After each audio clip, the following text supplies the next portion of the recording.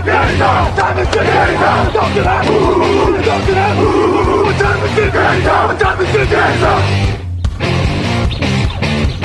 gun, Hulk left slot, Dixie left, T left, Mercedes, wide chip, Ricky, Fever left, 75, Katie, Omaha. We're good.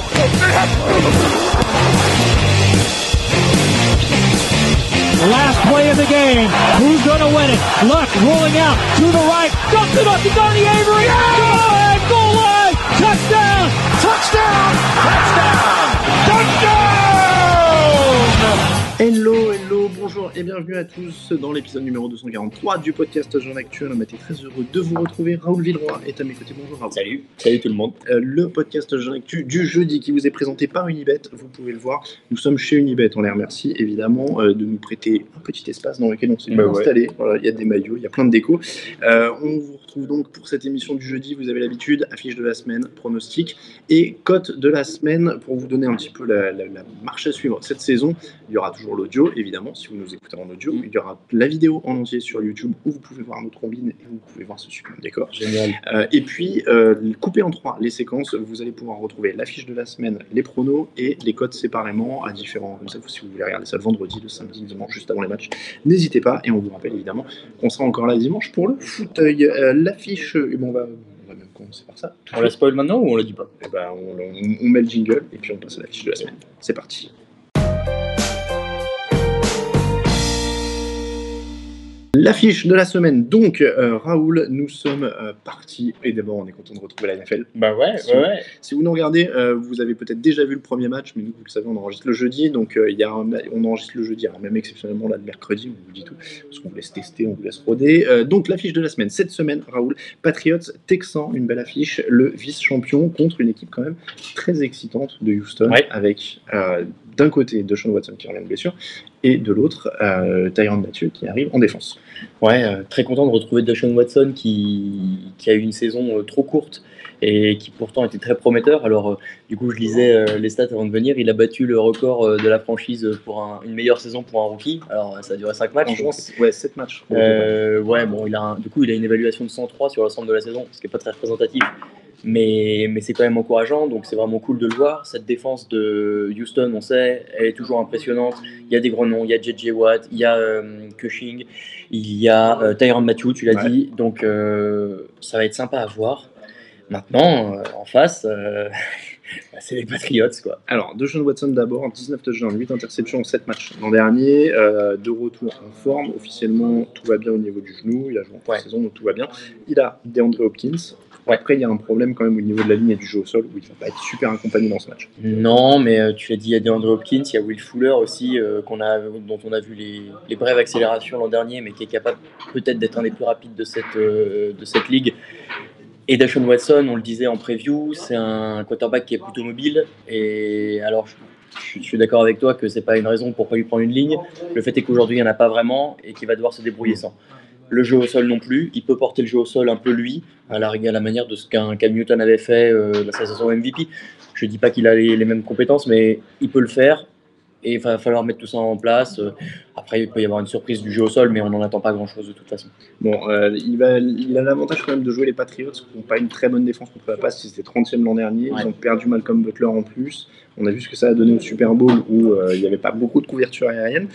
Ils ont quand même 42 sacs l'an dernier, donc ça en fait la 7e défense de la ligue sur les sacs. Donc ça, c'est quand même un atout pour eux. On sait que Bill Belichick a quand même un cerveau défensif, donc il va trouver des solutions à ce niveau-là. Mais voilà. Deshaun Watson garde une chance quand même, en tout cas il commence pas par les Vikings ou il commence pas par un truc énormissime en défense, donc ça peut être pas mal. Après c'est sûr, tu l'as dit, en face il y a Tom Brady qui est toujours là, qui est toujours bien entouré, même si Julian Edelman est suspendu pour ce match-là et donc pour les 4 premiers matchs de la saison. Alors face à une grosse défense, est-ce que les Texans sont encore une grosse défense ou pas?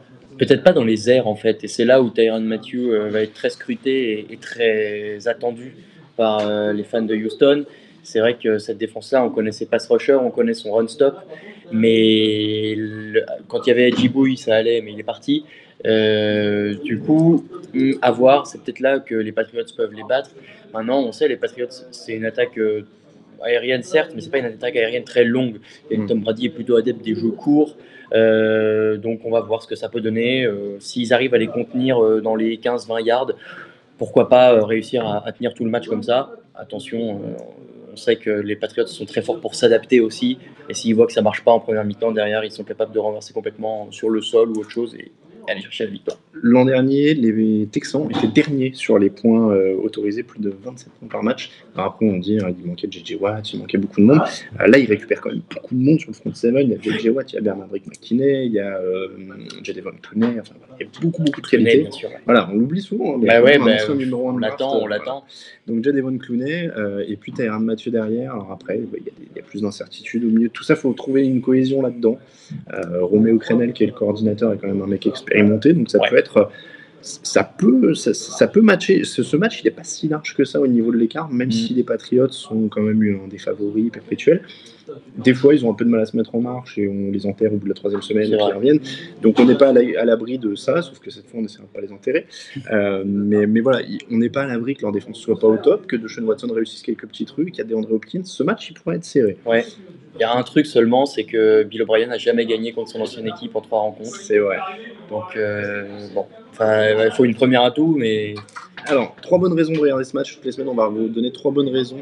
3, c'est comme ça avec les doigts pour ceux qui ont l'image, parce que je faisais ça. À l'américaine. Voilà. 3 bonnes raisons donc, de regarder ce match et on va vous donner ça pour la fiche de la semaine à chaque fois. La numéro 1, Raoul, je te la laisse. Deshaun Watson, très clairement. Moi, j'ai très envie de voir ce qu'il va donner. J'étais très emballé par lui l'an dernier. J'étais peut-être même un peu monté dans le bandwagon des Texans. Moi, l'an dernier, j'étais un peu sans équipe fixe. Non, très... il y a beaucoup d'attentes autour de lui, encore plus que pour sa première saison, parce qu'on a vu ce qu'il donnait, et rien que pour ça vaut le coup.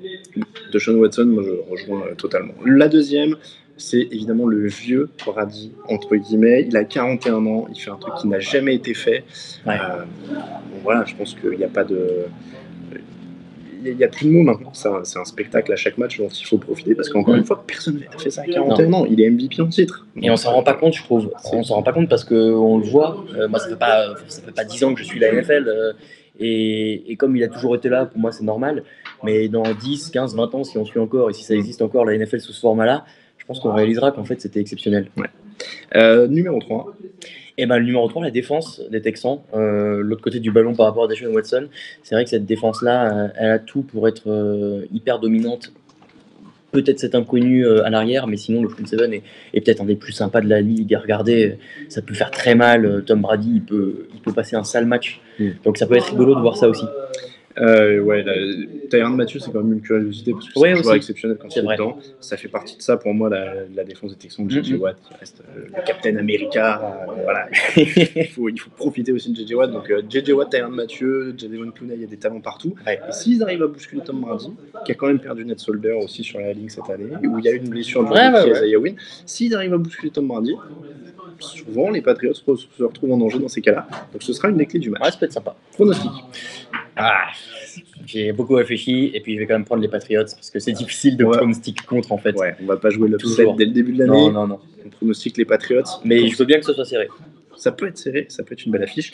Ce sera dimanche à 19h en plus, donc ce sera très accessible au niveau de l'horaire. Voilà pour la fiche de la semaine, on passe au pronostic.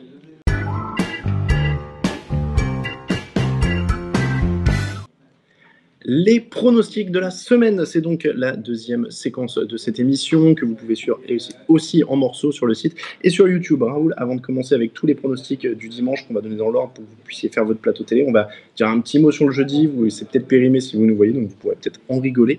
Mais si vous téléchargez l'émission jeudi, vous l'entendez. Jeudi, premier match de la saison, Eagles-Falcons, le champion en titre, contre une belle équipe d'Atlanta. Pronostic. Moi, je vois les Eagles. Je les vois bien dans la continuité de leur titre. Moi, je vais te dire Falcons parce que je crois en cette équipe d'Atlanta cette saison et j'ai un petit doute sur Nick Foles qui n'a pas fait une très très grande pré-saison. Il faut digérer le titre, ça va être un premier match. Mine de rien, Atlanta a quand même de l'expérience sur les gros matchs. Donc je vais dire Atlanta. C'est à Philadelphie. C'est à Philadelphie. Mais je veux bien tirer mon compte. Je vais dire Atlanta pour ça. On passe au pronostic du week-end et de dimanche et lundi. Coup d'envoi dimanche à 19h, Baltimore Ravens contre Buffalo Bills. Nathan Peterman titulaire face à la défense de Baltimore. Je pense qu'on a dit beaucoup de choses. sur lui. Nathan 5 interceptions, Peterman. Alors voilà, je pense qu'il faut quand même sortir de ce cliché-là, le pauvre, parce que il a joué un autre match. Hein. Ah bon? Il faut se rappeler, il a mené une victoire contre les Colts. Alors c'était les Colts, mais il a mené une victoire. Il n'a pas été intercepté dans ce match-là. Okay. Il a pris très très cher pour les 5 interceptions. Après, il y a d'autres joueurs qui ont fait des mauvais premiers matchs. C'est vrai que lui, c'était particulièrement spectaculaire. Ouais. Ceci dit, il a vraiment un début de calendrier hyper difficile. Baltimore, mais ça, je suis d'accord. Hyper difficile. Donc, il va falloir être solide. Je vais parier Baltimore quand même. Bah, moi aussi. Mais soyons pas si méchants avec Nathan. Non, mais c'est pour la blague. Et finalement, de commencer par un truc hyper dur, et ben, ça va peut-être l'endurcir et peut-être lui donner de l'expérience très vite. Donc, c'est pas plus mal. Giants, Jaguars, toujours 19h. Très grosse défense des Jaguars. Beaucoup de playmakers, évidemment, du côté des Giants, avec Saquon Barkley, le rookie, qui sera opérationnel, qui vient s'ajouter à Odell Beckham, Sterling Shepard, Evan Engram. Ouais. Est-ce qu'ils peuvent créer une surprise face aux Jaguars, ces Giants? Non. Non, la réponse est claire. Non, parce que malheureusement, je pense qu'il y a toujours l'inconnu Eli Manning et que face à la défense des Jaguars, ça va être trop compliqué pour eux, pour un match de reprise. Odell Beckham Jr., ça fait longtemps qu'il n'a pas joué non plus, donc j'ai du mal à y croire. Ça va être un peu force contre force avec l'attaque des Giants pleine de playmakers, la défense des Jaguars pleine de playmakers, et on ne sait pas trop ce qu'on a en attaque pour Jacksonville qui a perdu des receveurs, et on ne sait pas trop ce qu'on a en défense pour New York qui change de système et qui a perdu des joueurs. Donc voilà, pour la continuité de Jacksonville pour moi aussi. Ouais, pareil. Saints, Buccaneers, beau choc de la NFC Sud, sans Jameis Winston, suspendu pour 3 matchs. Ouais. Tellement plus de puissance et de régularité chez les Saints, bien sûr, évidemment. Mais, petite stat quand même, New Orleans a commencé par 2 défaites l'an dernier, par 3 défaites l'année d'avant, par 3 défaites en 2015, par 2 défaites en 2014, et donc il faut remonter à 2013 pour une victoire en match d'ouverture. Est-ce qu'ils vont stopper la série? Je pense que ça dépend vachement des oppositions, donc là, en l'occurrence, ça me paraît tout à fait à leur portée, sans Jameis Winston encore plus. Ce serait un peu une contre-performance de perdre ce match-là de la part des Saints. Donc, pronostic Saints pour tous les deux. Patriots, Texans, on a dit tous les deux Patriots. On a dit Patriots. Vikings, 49ers, ça aurait pu être l'affiche de la semaine aussi. Parce que je trouve qu'on a un peu la même configuration de Patriots Texans. On a une équipe solide de l'an dernier qui a fait les playoffs, qui n'était pas loin d'aller au bout, et un quarterback jeune, intéressant, qui a montré des belles choses l'an dernier aussi, et qui doit confirmer aussi, un peu comme Deshaun Watson. La blessure en moins, ce qui est quand même important. Clairement, c'est un gros test pour Jimmy Garoppolo. Là, tu peux difficilement faire plus gros test. C'est clair. Et pour le coup, lui, je trouve pas que ce soit une très bonne chose de commencer comme ça, contrairement à ce qu'on a dit pour Peterman. Je pense que Garoppolo, il aurait peut-être besoin d'un peu plus de confiance dans une équipe qui est un peu plus brinque-ballante. Tu dis que c'est un peu comme les Patriots. Le truc, c'est que Kirk Cousins, il arrive dans une équipe, ils n'ont jamais joué ensemble, mais ça peut être tellement explosif avec les receveurs qu'il a. Si le jeu au sol montre ce qu'il a commencé à montrer en début d'année dernière, et si lui a le niveau qu'il a eu à Washington tout seul, ça peut être très très très fort. Et je pense que pour San Francisco, la marche est trop haute. Bon, Vikings pour tous les deux. Dolphins Titans, pour l'instant, on n'a pas de pronostic différent. Celui de jeudi soir. Mais Dolphins Titans, match du retour de Ryan Tannehill après une saison blanche qu'on a complètement oublié. Ryan Tannehill. Les Titans sont un groupe quand même plus homogène, mais ça reste. Je sais pas, parce que Grégory nous disait, par exemple, dans l'émission de preview, que lui, il croyait pas mal aux Titans. Moi, j'ai toujours un peu plus de mal à m'emballer pour eux, donc j'ai tendance à dire qu'ils peuvent perdre ce genre de match. Après, ils sont quand même plus solides dans l'ensemble. Plus solides, et puis de toute façon, Ryan Tannehill, on l'a oublié l'an dernier, et je pense que cette année, on risque pas de s'en souvenir beaucoup non plus. Non, mais je veux dire, ça fait 4 ans qu'on dit c'est l'année prochaine. Là, il sort d'une saison blanche, ça veut dire qu'il a plus le rythme. Pour lui, c'est terrible, mais c'est arrivé au pire moment et je pense pas qu'il réussira à franchir le cap. Donc on verra. Voir ce que peut donner le jeu au sol du côté de Miami. Et encore, j'ai peu d'espoir sur ce match-là pour les Dolphins, donc je vais aller avec les Titans aussi. Titans pour tout le monde. Colts Bengals. Là encore un retour. On dirait qu'il y a beaucoup de retours, mais peu entouré face à des Bengals. J'ai dit dans les previews, mais j'y crois pas au bout. C'est vrai, mais je trouve qu'il y a un effectif solide. Tu veux dire qu'ils peuvent gagner un match de playoff? Je sais pas. C'est dur. Déjà, je pense qu'ils peuvent y aller, ce qui n'est pas le cas de tout le monde. Mais moi, je leur donnerais, là, déjà dans ce match, Geno Atkins contre la ligne d'Indianapolis, par exemple. Sac gratuit. Voilà. Sac à volonté. All you can eat. A priori, on y va. Il y a plus de playmakers en face. Andy Dalton et Jay Green, John Ross, Joe Mixon contre la défense d'Indianapolis. Pour moi, il n'y a pas match. Il n'y a pas match. Chez les Bengals. Très clairement. Bon courage à Andrew Luck. Cleveland Browns, Pittsburgh Steelers, Tyrod Taylor et les Browns New Look. Beaucoup de hype d'intersaison. On en a parlé dans les émissions preview. Ils ont fait un Knox, ils ont fait tout ça. C'est l'effet Knox. Voilà, on parle beaucoup d'eux. Ceci dit, ça reste quand même pas mal en dessous de Pittsburgh, même s'il manque le Von Bell. Ouais, mais ça change. Enfin, ça change cette équipe de Pittsburgh, c'est clair. Ça ne change pas au point que les Browns ont une chance d'aller les taper, je pense. Parce qu'il reste Big Ben, parce qu'il reste une défense solide, parce qu'il reste cette attaque qui, même sans Le'Veon Bell, dans les airs en tout cas, peut faire des dégâts. Donc Antonio Brown le premier. Donc trop dur pour Cleveland. Trop dur pour Cleveland. Bon, je suis à peu près du même avis. Il y a tellement plus de qualité en face, mais c'est un match de division. Faut faire attention quand même. Miles Garrett peut faire des bonnes choses. Je suis vraiment impatient de voir ce que Miles Garrett peut faire sur une. Non, mais les Browns peuvent se montrer et peuvent ça peut être serré. Voilà, ils peuvent dire aux autres équipes de la division, faites gaffe, on sera pas facile à jouer. Ouais. Et ça peut jouer en leur faveur après. Ça peut être pas mal. Steelers quand même. Steelers quand même. Coup d'envoi à 22h05. Les Chargers jouent contre les Chiefs. Est-ce que tu as officiellement appris les Chargers? Ah oui, je l'avais pas dit encore, c'est vrai. Ça y est, c'est officiel. Ça y est, je suis officiellement un nouveau fan des Chargers. La crise d'amour a été passagère. J'ai protesté 1 an vainement pour qu'ils reviennent à San Diego, c'est raté. Donc voilà, je leur pardonne tout et je reviens. Bon, c'est bien. Ils donnent le mode d'emploi pour les fans des Raiders dans 2 ans. Oui, c'est ça. Donc les Chargers contre les Chiefs, Patrick Mahomes quand même arrive en face. Est-ce que tu crois que ça peut ébranler un peu cette défense?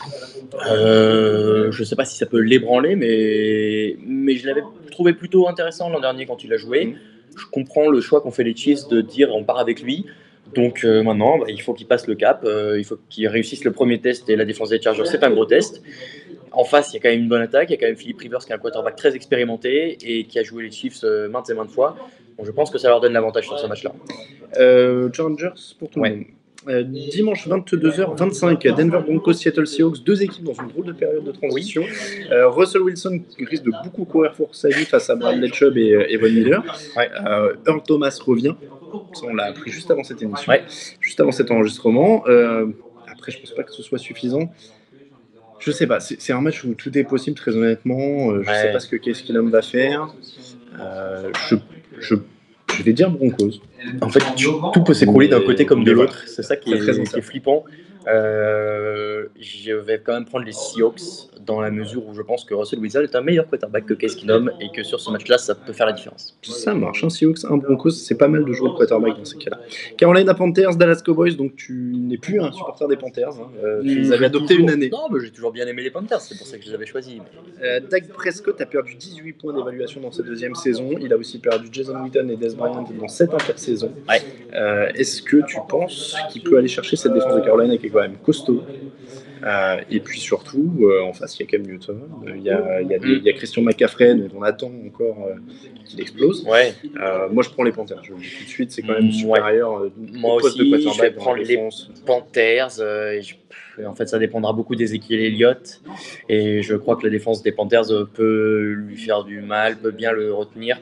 Et je vois mal Dak Prescott tenir un duel de quarterback face à Cam Newton, surtout avec les atouts offensifs de Cam Newton au sol et à la course, enfin à la passe et à la course. Donc Panthers pour moi. Panthers pour tout le monde. Cardinals, Redskins, match très incertain, 2 équipes qui pourraient surprendre, pas aller loin, mais surprendre sur un match. Je pense que c'est vraiment le genre d'équipe avec quand tu as David Johnson, Chandler Jones d'un côté, et puis pour les Redskins, oui, c'est côté Cardinals, et je veux dire côté Redskins, t'as Alex Smith, t'as Adrian Peterson quand même. C'est vrai qu'on oublie Peterson.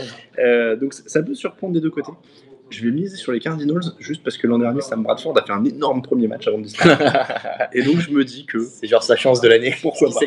Il sait pas jusqu'où il va aller. Voilà. Moi puis David Johnson quand même, un des meilleurs coureurs dont on parle très peu. Ouais, mais moi je vais quand même partir sur Washington pour le pass rush qui en l'occurrence risque de faire un peu mal à Sam Bradford et parce que Alex Smith dans ce côté game manager peut peut-être dans un match où tout est un peu incertain, peut-être mettre la main dessus et dire attendez, on va jouer comme ça, c'est moi qui décide, et gagner au bout. Bon, donc Redskins, Cardinals. Redskins, ouais. Green Bay Packers, alors c'est la nuit de dimanche à lundi à 2h20, Green Bay Packers, Chicago Bears, Khalil Mack, première. Grosse défense de Chicago sur le papier, face à Aaron Rodgers, le numéro 1 de notre ranking des quarterbacks. C'est mérité. Je vous invite à le lire sur le site. C'est la grosse cote de la semaine. Est-ce que Chicago peut le faire? Écoute, c'est drôle comme l'arrivée de Khalil Mack redonne complètement de l'intérêt à ce match, qui est pourtant une rivalité historique de la NFL. Je crois que c'est le match qui a été le plus joué de l'histoire de la NFL, le Bears-Packers. Mais l'arrivée de Mack donne un tournant complètement différent parce que Rodgers aurait pu passer un match un peu compliqué, mais sans plus. Là, il va peut-être avoir peur. Et ça peut être sympa. Je sais pas s'il va avoir peur. Non, mais écoute, franchement, Khalil Mack, il va être déchaîné, je pense. Moi, lui, j'arrive à être déchaîné pour montrer déjà que les Bears ont eu raison de le prendre et que les Raiders ont eu tort de s'en séparer. Donc, franchement, ça peut être hyper rigolo. Maintenant, je pense que si ça se joue uniquement là-dessus, les Packers ont quand même un peu plus d'arguments. Quoique le jeu au sol de Chicago, il y a le jeu au sol et la défense, donc c'est comme ça que tu maîtrises un match et que tu enlèves le ballon des mains de Rodgers. Oui, mais ces genres de matchs-là, ça marche quand tes deux quarterbacks sont des quarterbacks normaux ou pas trop mauvais. En l'occurrence, Rodgers, il peut toujours jusqu'au bout te renverser un truc incroyable. Mais ça peut être plus serré que prévu. Ah bah ça c'est sûr. Ça, je vais peut-être même essayer de le regarder du coup parce que la première de Mac et tout, donc en direct, c'est ça que je veux te dire. Je vais essayer de le regarder en direct. Donc bon, allez, Packers ou Packers quand même. Packers pour tout le monde. Coup d'envoi dans la nuit de lundi à mardi. Il y aura un double Monday Night. Yes. Lions Jets en premier, Sam Darnold première. Là, ce serait une surprise s'ils gagnent. Est-ce qu'ils peuvent le faire?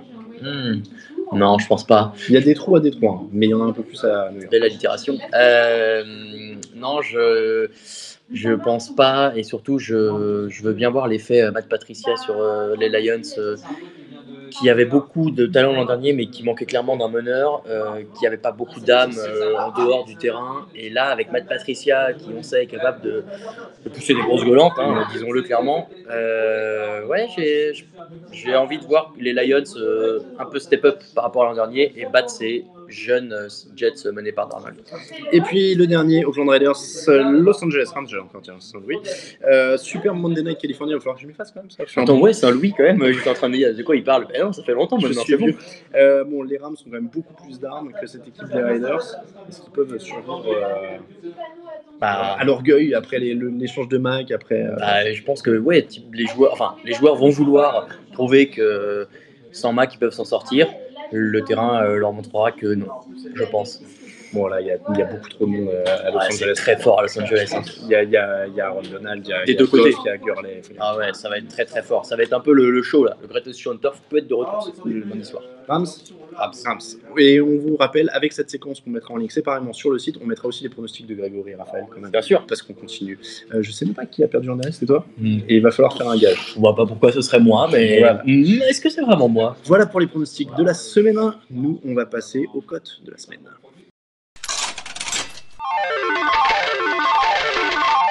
On termine avec les cotes de la semaine par notre partenaire Unibet. Vous avez l'habitude depuis 2 ans maintenant, c'est la 3e année qu'on fait les cotes avec Unibet. Raoul, c'est parti, on a une cote chacun et une 3e bonus. Ta cote de la semaine? Ma cote, ce sont les Seahawks qui battent les Broncos. C'est le match de 22h01, des matchs de 22h25.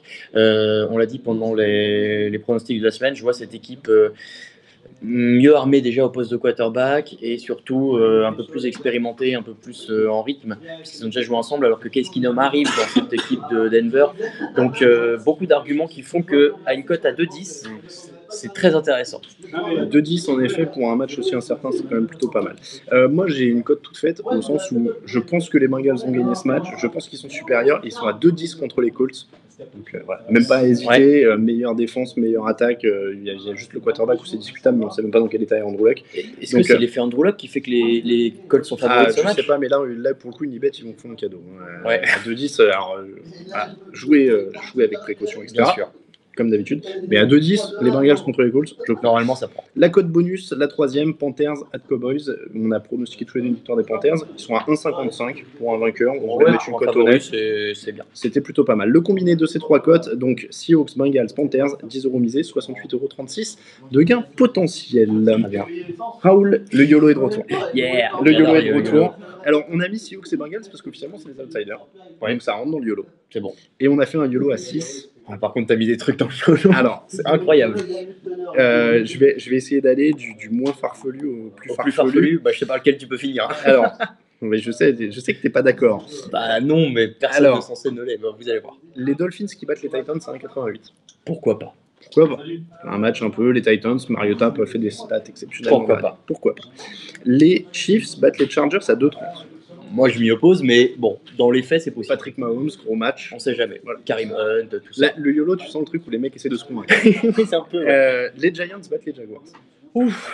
Alors, Odell Beckham, étant désigné par ses supporters comme son hater numéro 1, je peux dire Blake Bortles se trouve, il lance 5 interceptions. Hop, match gagné pour les Giants. Cette partie-là du YOLO, ouais, pourquoi pas. Jusqu'à maintenant, ça va. Celui que tu cautionnes le moins, a priori, c'est les Browns à 2,45 contre les Steelers. Non. Moi, je dis pourquoi pas. Ils ont des jeunes. Les autres commencent la saison sur le Von Bell. Des fois, les Steelers ont des petites sautes de concentration. Franchement, on devrait faire des points bonus dans les pronos pour ceux qui réussissent ce genre de pari. Tu sais que je t'ai pas pris les pires. Hein. J'aurais pu te proposer les Bills à 3-10 contre les Ravens. Sérieux? Ouais. Oh, c'est choquant. Franchement, les Browns, ils ont moins de chance que les Bills. Et les Buccaneers sont à 3,75 contre les Saints. Ça me choque moins. Voilà. Non, mais bon. Donc j'ai pris les. Vous pariez en votre âme et conscience. Donc j'ai pris les Browns. Sachez que. Donc Seahawks, Bengals, Giants, Chiefs, Dolphins, Browns. 10 € misés, 1027,80 €. Ah bah là, c'est sûr que là, vous vous refaites. Hein. Mais là, on est pas mal. Bon, en tout cas, le YOLO est de retour et la NFL aussi. Et c'est ça qui nous fait plaisir. N'hésitez pas donc à passer par notre partenaire Unibet. Et justement, c'est comme ça que se termine l'épisode numéro 243 du podcast John Actu. Merci de nous avoir suivis. On se retrouve dimanche pour le fauteuil. C'est ça le signe que la saison NFL reprend. Dimanche 18h, le fauteuil dans une formule un petit peu modifiée, vous allez voir, mais toujours là. Et cette année, la nouveauté, c'est qu'on donne un thème. Je vous le donne en avant-première. On va le mettre sur le site pour que vous l'ayez. Mais la première semaine, ce sera spécial nouveau. Si vous êtes nouveau au niveau de la NFL, si vous avez des amis qui sont nouveaux, mettez-les devant ce fauteuil et on leur expliquera tout. Tout le monde pourra poser ses questions. On répondra aux questions de débutants, évidemment à quelques autres questions aussi. Si vous connaissez la NFL, venez quand même. On va se marrer aussi. Bah oui. Mais voilà, on accueille aussi les nouveaux. C'est la première semaine. On a envie d'être ouvert. On a fait pas mal de papiers sur le site. On a fait le ranking des quarterbacks. Alors c'était pour se marrer, mais c'était aussi pour donner un petit panorama à ceux qui ne connaissent pas. Et puis voilà. Donc on a fait pas mal de papiers. On a mis les 10 bonnes raisons de suivre la saison NFL. Ouais, ça arrive aussi. Ça arrive. Donc voilà, il y a pas mal de choses qui sont prévues. Et donc c'est une semaine des nouveaux. On va finir ça sur le fauteuil. Donc, n'hésitez pas à venir. On remercie notre partenaire Unibet qui est là donc depuis 3 ans, passé par le site pour aller chez Unibet, comme ça ils savent que vous venez de chez nous. On les remercie de nous accueillir maintenant chez eux. Ça a bien grandi. Hein. T'as vu, voilà, dans la rédaction. Ce sont nos locaux maintenant, comme vous voyez. Voilà. Dans les locaux d'Unibet, on les remercie de nous accueillir. On a posé notre petit décor, tout va bien. On remercie si vous nous soutenez sur Tipeee, évidemment. C'est toujours aussi vital. On remercie les commentaires sur iTunes, sur SoundCloud, sur YouTube. N'hésitez pas, tout ça, ça fait grimper un peu la sauce. On ne dit pas mettez des pouces bleus, quoi, mais sur iTunes, c'est bien les commentaires, ça nous aide aussi. Ouais. Pour nous suivre, donc tdactu.com, c'est le site. Twitter @tdactu, Facebook, facebook.com/tdactu.